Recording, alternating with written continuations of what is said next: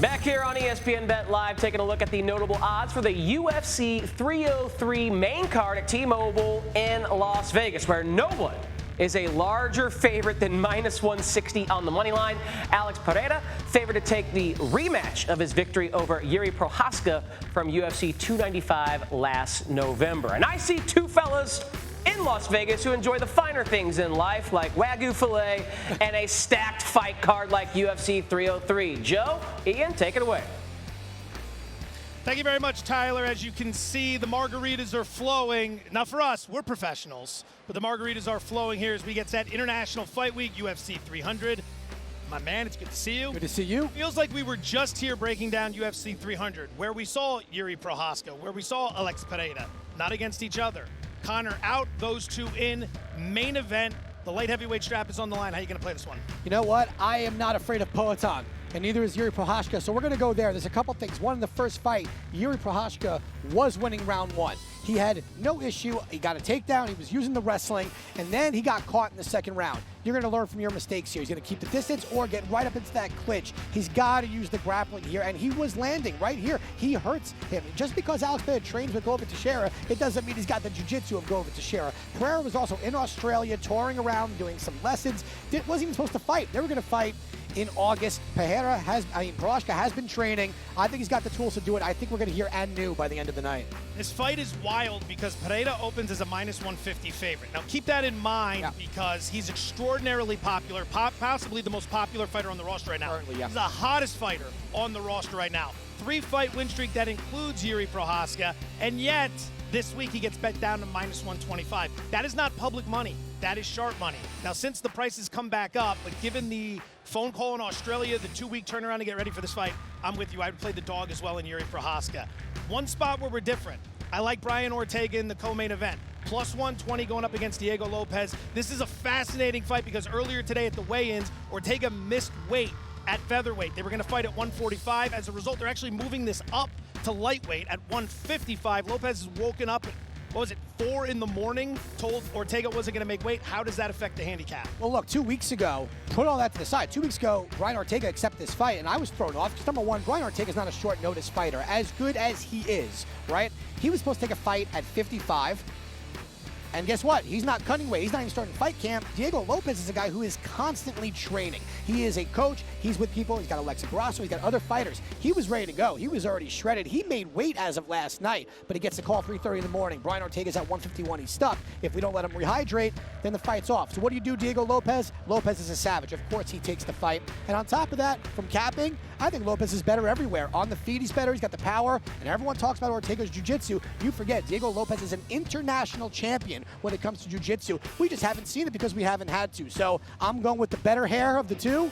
Give me Ortega-Lopes, put that rocket ship on him and send him. Strength of schedule here is fascinating because for Lopez, he lost his UFC debut to Ivoilev and then wins 3 straight against unranked opposition. Meanwhile, Ortega's fought everybody. Yeah. Volkanovski, Max Holloway, Frankie Edgar, who just went into the Hall of Fame last night. It's going to be interesting to see how that plays out.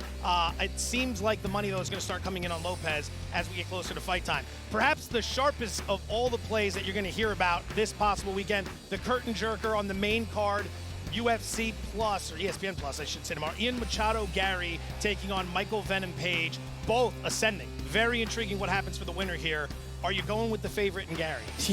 Yeah, he's my favorite. He's my favorite play on the card outside maybe another one going on. Listen, MVP is a great fighter. Okay, he's actually a good kickboxer. We know how he dances around, and he's hard to be predictable. But Ian Garry is just as good on the feet, can take the fight to the floor, and his fight IQ is through the roof. He really rarely makes mistakes, has a plan, sticks to it. Sometimes he starts off a little slow, but MVP moves slower than everybody. He just catches you here and there.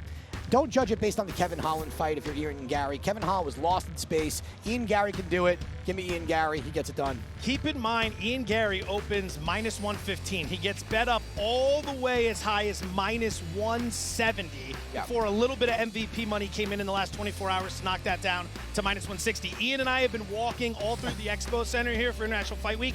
Everyone we've talked to whose opinion we trust, Ian Machado Garry is the name that keeps coming up, so keep that in mind. It seems like it's one of the most popular picks. All right, one of my favorite parts about talking to you.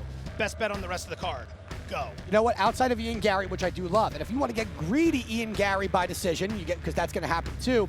I like Ricky Simón to get this done by either TKO, KO, or decision. He is fighting an up-and-comer, Vinicius Oliveira, who's coming off the Contender Series. Ricky Simón has fought pretty much a lot of guys at the top. He's got outstanding wrestling, and if he uses that, and he's got a crazy gas tank with power, but if he uses that wrestling, he's going to shut down Oliveira. Oliveira was losing on the Contender Series, had to come back.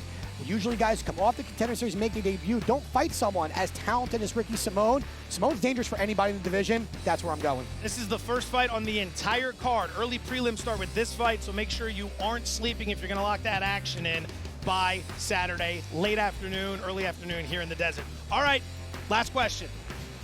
Retirement parlay.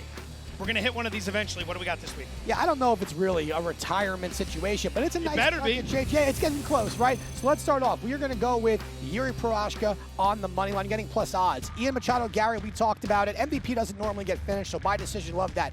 Joe Pyfer coming off that loss to Jack Hermanson. He is ready to fight someone.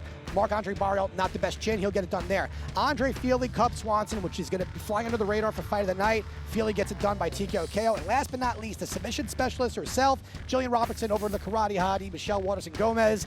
Let's go.